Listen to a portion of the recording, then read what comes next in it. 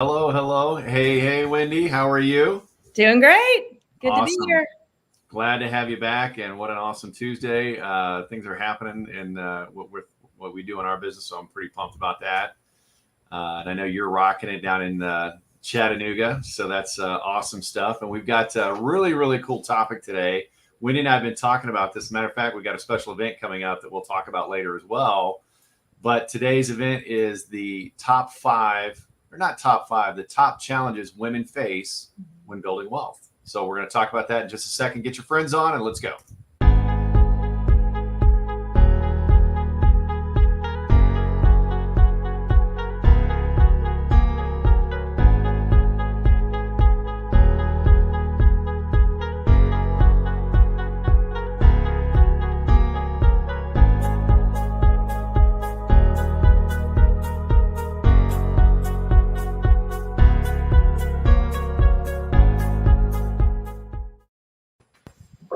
And we are going. We're going live. So yeah, I'm excited about this. I was like, yeah, let's go.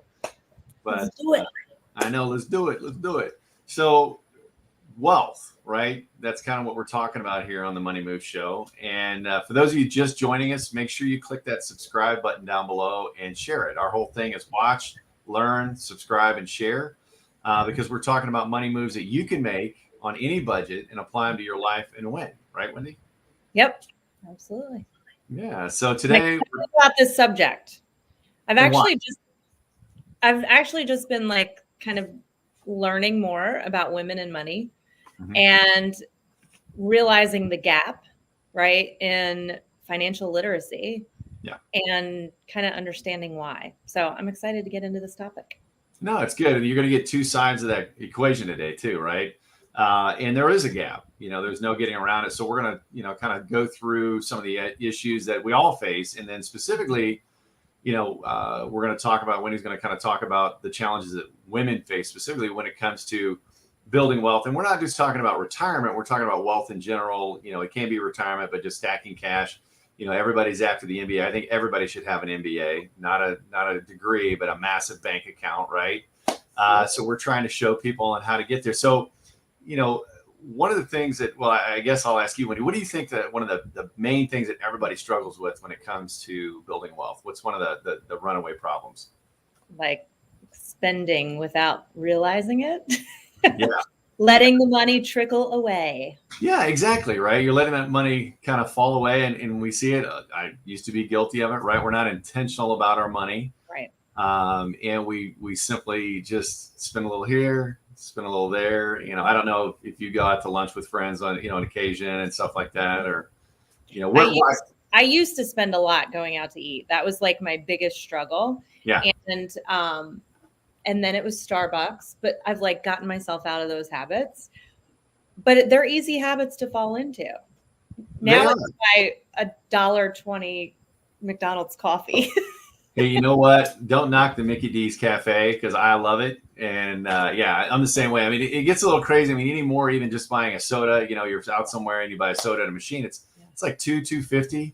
Yeah. And that in and of itself doesn't really sound like a big thing because it's only a couple bucks, right? Or, whatever. But it starts to add up. I mean, you buy, say, a $2 soda a day. Yeah.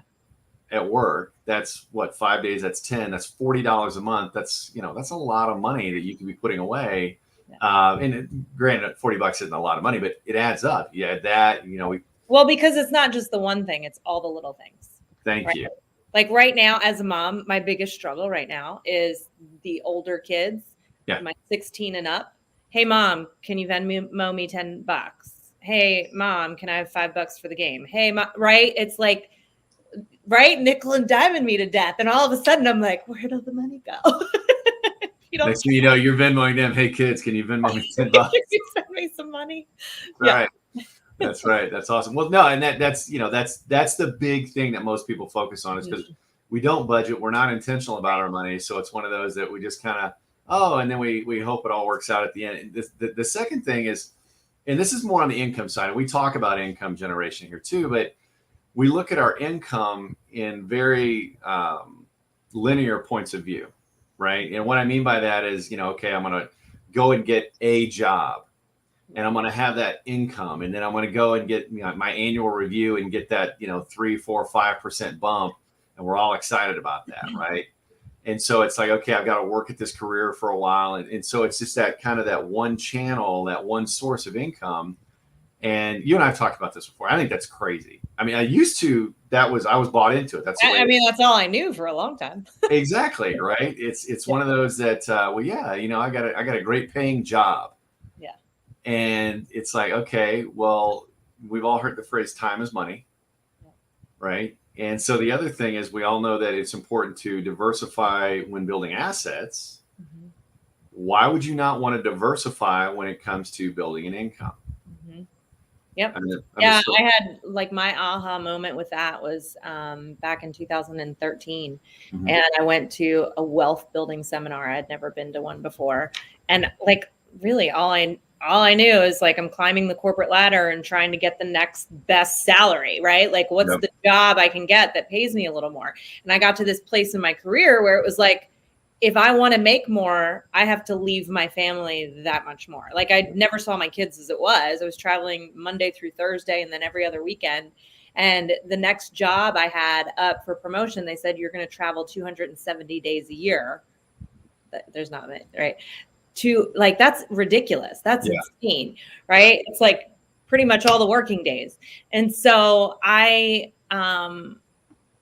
went to this wealth building seminar and they talked about that you need to look at your income, not as climbing a ladder, but like they called it horizontal, but multiple streams of income, all these different touch points and creating residual income. And I had never even heard that before.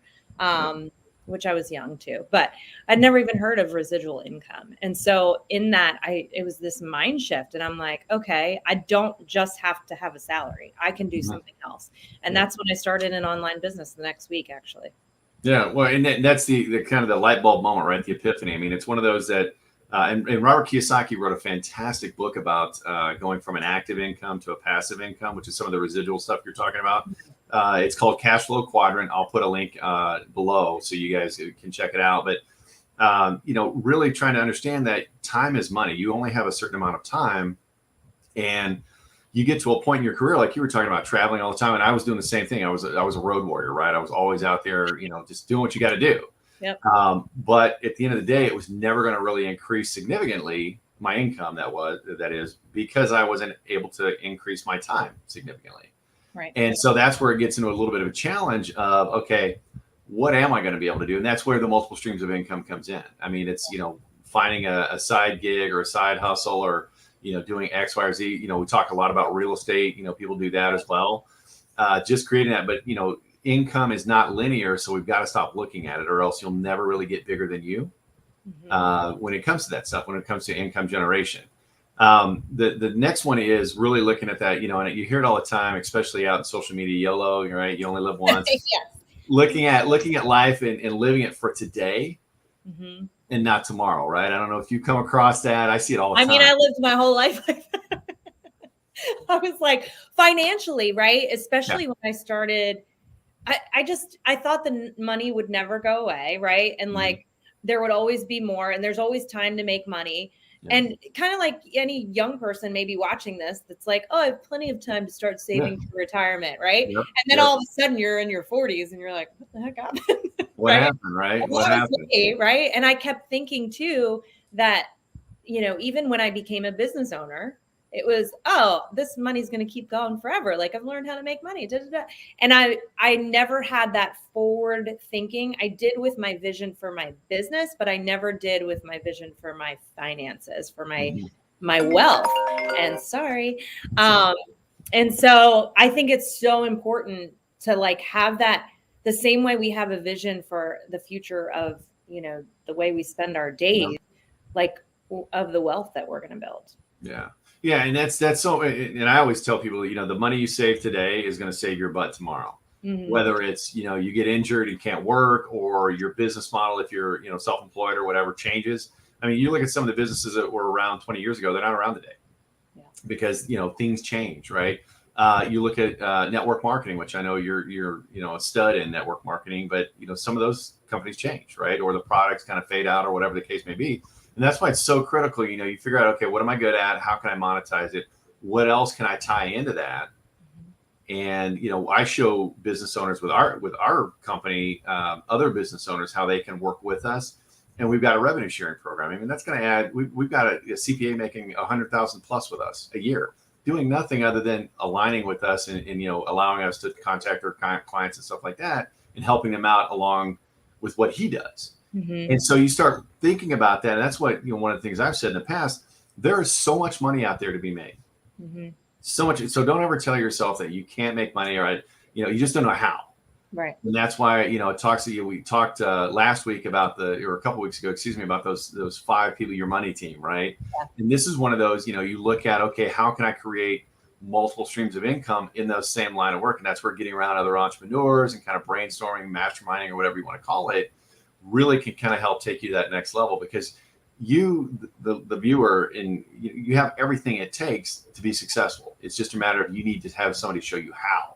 Right. And that's the big piece. So, that's one of the things. And there's a rule out there called the rule of 72. And this talks about using time. Time is either, when it comes to wealth, time is either going to be your best friend or your worst enemy. Yeah. And I'll ask everybody listening to this, if you could go back and talk to your 20-year-old self about saving money, what would you say? What would you say, Wendy? Stop going shopping. I mean, seriously. Money away.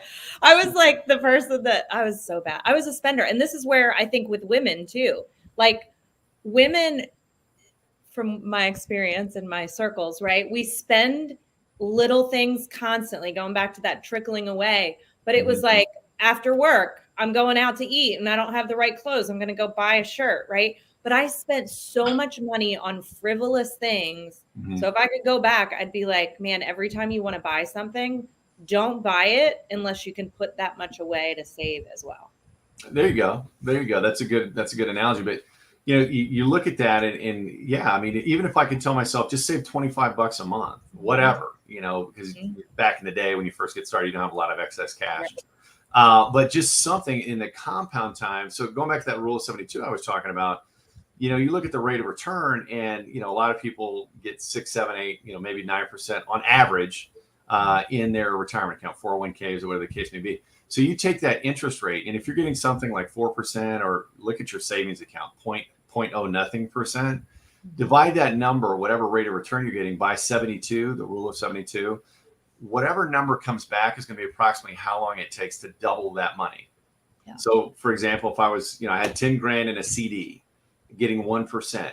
Well, 72 divided by 1 is, 72 years, right? So it's like, okay, 72 years for that money to double.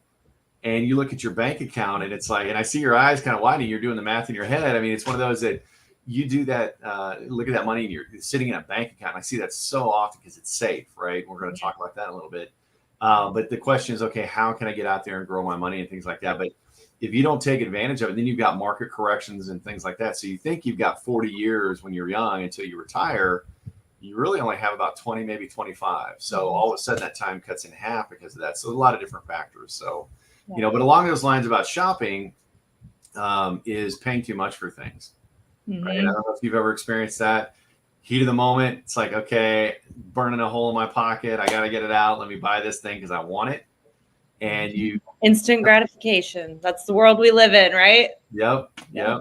I mean, my car is probably the biggest thing that I was just like, I'll just take it, right? Oh, it's an extra $85 a month. We'll just do it. Right? Wrap it up.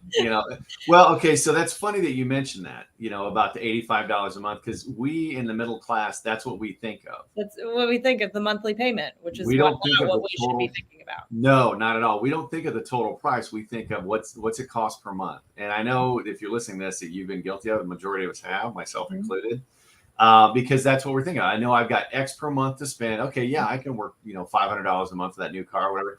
Even though they may have financed it for 72, 84 months now. I mean, I can remember when I was a kid and, the average car financing was 4, maybe 5 years. And, now it's like, oh yeah, 84 months, no big deal. And you think about that, it's like 84 months times that payment. How much are you actually paying for that car, that TV, or whatever the case may be? And we end up paying too much for it. Not just the actual sticker price, right? but the overall total. For the interest, and then just the time that goes by that you're still paying on this. I mean, I remember my first car, and I'm like, I've been paying for this thing forever, and it's falling apart. It doesn't even hardly work anymore, and I'm still paying for it. And if we could just have, and it takes so much longer to create the money to pay for those things when we're paying all the interest. Whereas if we just had a little delayed gratification, right, and could save up some money first, then we're paying a lot less. And yeah, it's just, those are my biggest mistakes. I got to throw this in there. So paying too much for things. I met this woman who, she is a negotiator. She calls herself a master negotiator. Okay. And until I met her, I had no idea all the things you could negotiate. Everything. She's like, Wendy, I negotiate everything. She bought 2 vehicles for the price of one, brand new off a car lot, because she did her homework and she figured out like restocking inventory and like all these different things, and like how many people actually purchased the car she was looking to buy, and demographics of the area. She did all this research, but she legit bought 2 cars for the price of one. And I was like, I never even, like, I thought you go in, you tell them what you can afford per month. That's the way they want you to do it. That's the way they want you to do it. I mean, speaking on cars, my last 3 cars I've purchased online, not like buying them, but find them. That's the beautiful thing about the internet now. Find them. Like right now, I drive a GMC Canyon. Right, it's a Denali, tricked out, beautiful, beautiful vehicle. Looked at one in Arizona, looked at one in Arkansas, and then ended up buying one here in Tennessee, but a couple hours away from my backyard, right? Because of the fact that I'm like, okay, this is what I want. This is what I'm willing to pay. Who's going to negotiate and things like that. But you can even take that down a step further to your security system bill, to your credit card interest rates. I mean, everything is negotiable. If you're, sitting if you cancel Hulu, they'll say, hey, do you want to just have it half price for the next 6 months? Sure. Yeah. Same thing with a buddy of mine just did that with XM Radio. He's like, hey, I tell you what, I'm going to cancel unless you take my payment down to $5. And their response was, okay. Yeah. Because they'd rather have the $5 than nothing. Everything's negotiable. Yep. Like, so that's, it can be fun. It could be like a game, See how much you can save. How much you can save. Exactly. So that's kind of that, that fourth one is paying too much for stuff. And like we just said, everything is negotiable. Okay. Remember that. If you're not able to do it, find a friend or whatever that can help you negotiate or whatnot. But that's the big one. The last one is and that's kind of why we do this, right? Is not understanding how money works. Which was 100% me. Well, it's most of us. I was there, right? I didn't understand. I took money out of my 401k and thought, oh, it's no big deal. It's only 10 grand. No. Rule of 72 works in reverse too. So instead of 10 grand, really, I just took about 100 grand from my 65-year-old self. And you start thinking about it, it's like, whoa, start looking at things like that. But just, they're not teaching us this stuff in school, right? Your senator or representative, right? Why aren't they teaching money in school? And because of that, you're not able to teach your kids, how that stuff works. That's why it's so important. I just started consuming books and material that I get my hands on, so I could start sharing that knowledge with others. And now that's where, my company, Turning Point, that's where that formed, helping financial plans. And I'm like, we need an educational channel. And then I, discovered you, and we're like, okay, let's do this Black Swan thing. And then boom, here's what it's all about. And that's really the whole goal of this, is to teach people how money works. But those are more the general things. And that affects all of us, right? Men, women, all of the above, whatever you identify with, right? That affects all of us. Okay. But there's some stuff, and we were talking about this before we got started, that you were kind of bringing up that specifically deals with women. Yeah. So I'm gonna kind of hand the mic over, So let's talk a little bit about that. Well, coming from the corporate world, I can tell you for sure, right, that on average, women earn less money than men counterparts, even in the same position. Yeah, I think that's gotten a lot better, but you're right. Yeah, it's for lots of reasons. Mainly because we don't negotiate, because we accept what we're told, that this is your offer. And most women don't have, this is really interesting. The same lady that told me about the 2 cars for the price of one, she talked about, there was a study done out of one of the universities, I can't remember, but where they looked at kids, separated boys and girls, and the way they negotiated with adults.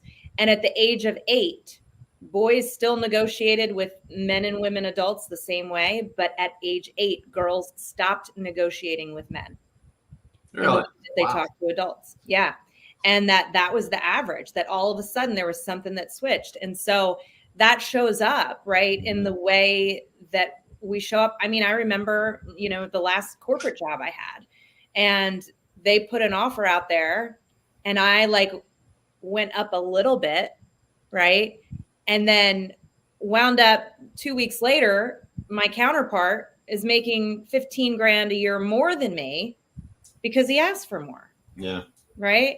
And so I think, that's one of the main things. And there's those other factors of, not as long of a work history, maybe taking off, to be with kids and all those different things as well. So, and I know, going back to that first one, I've got a daughter. She's 19, she's in college, but I've raised her to be an alpha female. I mean, okay, you're gonna take the world, kind of pouring greatness into all my kids, but my daughter, because I do know they deal with additional challenges. Women deal with additional challenges out there, and don't let that impact you. You figure out a way to control that.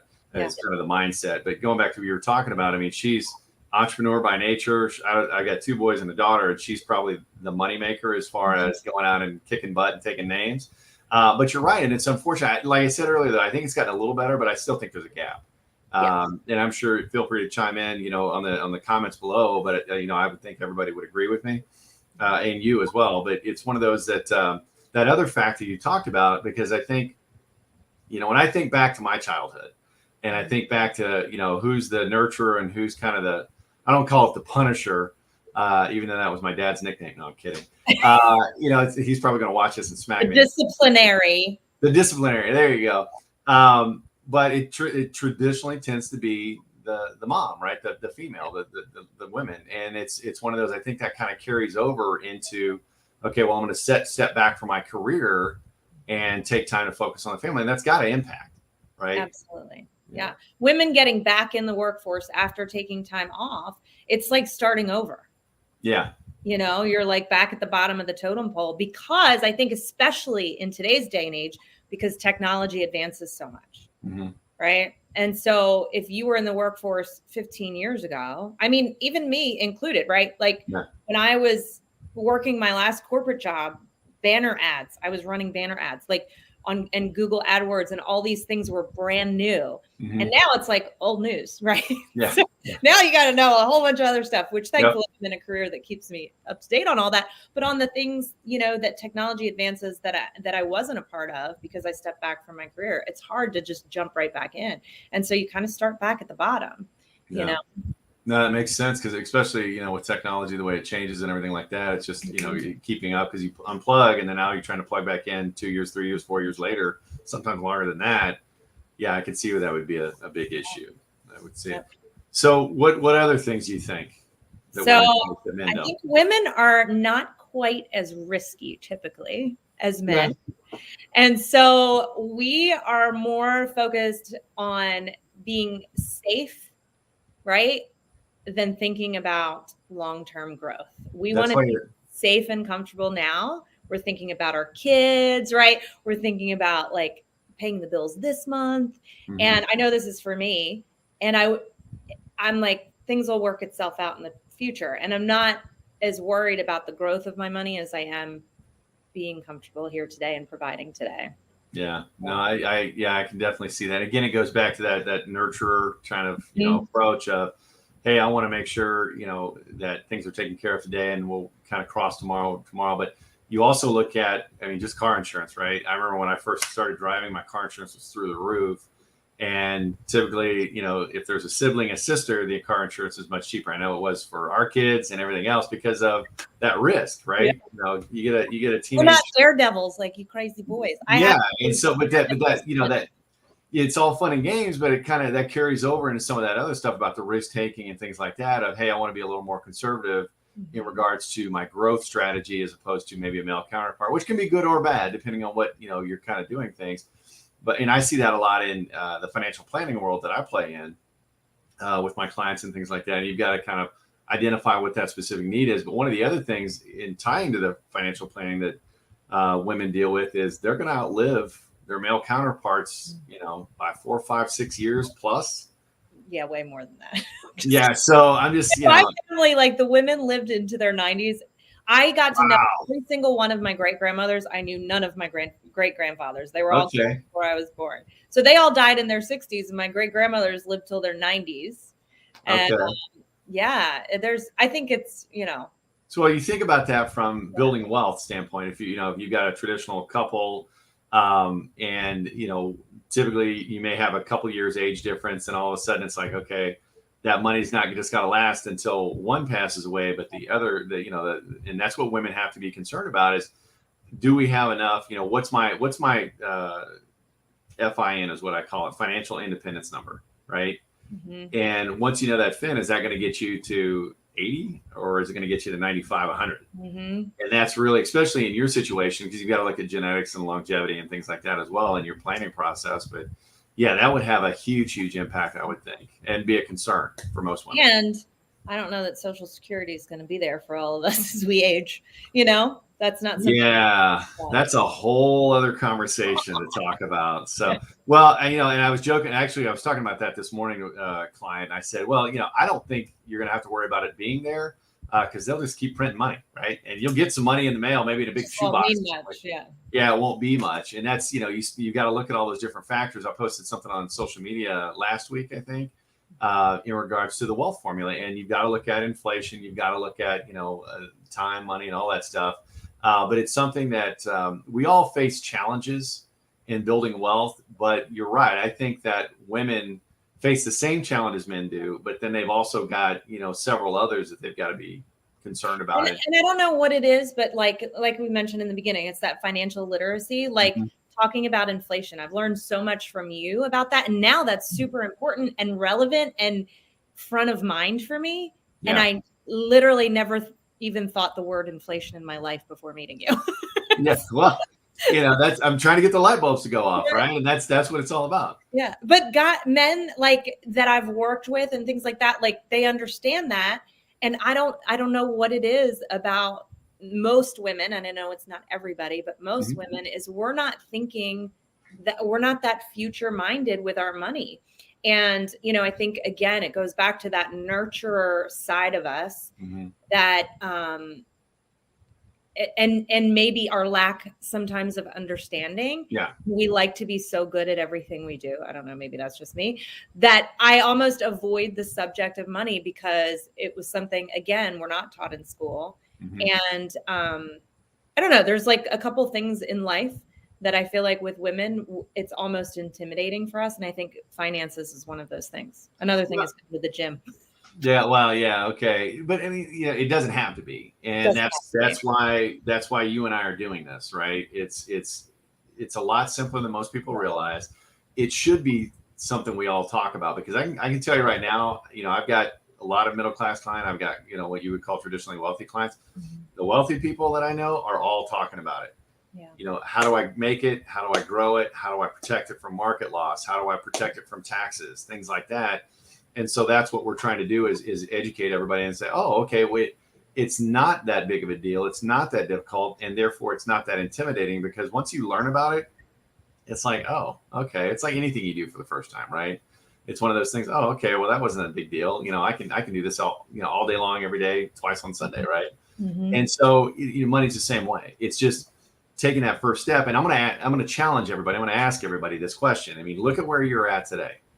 Okay. Right now, right here, this instant, ask yourself, are you where you thought you would be at this point in your life financially? Okay. Yeah. Wow. That's a powerful question. I'm going to guess in most cases, the answer is no. And that's about, understanding how that money works and not only understanding it, but knuckling up and taking action. Yeah. Okay. And you don't have to do it alone. Wendy and I talk about that all the time, right? You don't have to do it alone. You can do it, with somebody and, work with us if you want, reach out to Wendy if you're more comfortable, reach out, whatever. But find somebody that's, like-minded like you, has the same goals for you that you do, and that they understand your goals and you articulate and are clear about them. And you can build wealth literally on any budget. You don't need a lot of money to make it happen. Go back. I'm learning too that it's right. It's about how much you spend versus how much you make and investing the gap, right? It doesn't matter how much you make. I mean, I love to help people make more, but it doesn't matter, right? And so, and that's what I'm thankful to you, John, for like bringing me into this world. Started out as a client for social media, and then all of a sudden I'm teaching money. But for me, it's like a huge passion, because the more and more I'm talking to women in my industry, the more I realize the lack of financial literacy, and they're just like I was, but we're all going around thinking everyone else knows, and we're just the only ones in the dark. And so, like, I have a huge passion to help just women grow their financial knowledge and really start making a difference for their future and feeling confident in it. So thank you for having me. Oh, not a problem. Not a problem. Thank you for helping create this. I mean, this is because, again, it needs to happen. The conversation needs to happen. It's not that difficult. But unless you start like doing what you did, take action, raise your hand. Hey, let's figure this out. And that's what we all do. We all go through life, oh, how are you doing today? Everybody's great. You look on social media. That's one of the biggest, lies out there, right? Everybody's living the dream. And now they've got even filters to make you even more spectacular, right? But it's one of those things that, your money, you're not alone. I mean, we're all kind of scratching our head going, what's going on here? Where's my money? I'm not, I'm going to have to work until the day I die or whatever. And again, it doesn't have to be that way. Take action on it, figure it out, follow us, right? And there's a lot of videos that we've got out there on all different aspects of, how do I make more money, right? When he was just talking about that, how do I save more of my money? Even if you don't have a lot to save, you can save something. And how does that work? How do I grow my money? That's the big one. There are actually ways out there, folks, for you to get market returns with a safety net, meaning the market goes up, you get the growth. When the market goes down, you don't lose a dime. Go figure, right? It's been around for a long time, but I didn't know about it. Wendy didn't know about it. And so somebody told me, I told her, now we're telling everybody else.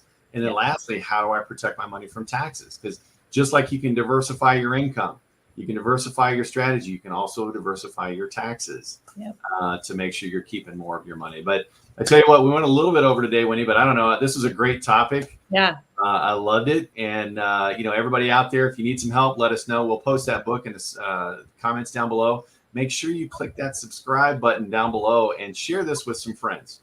And we'll see you next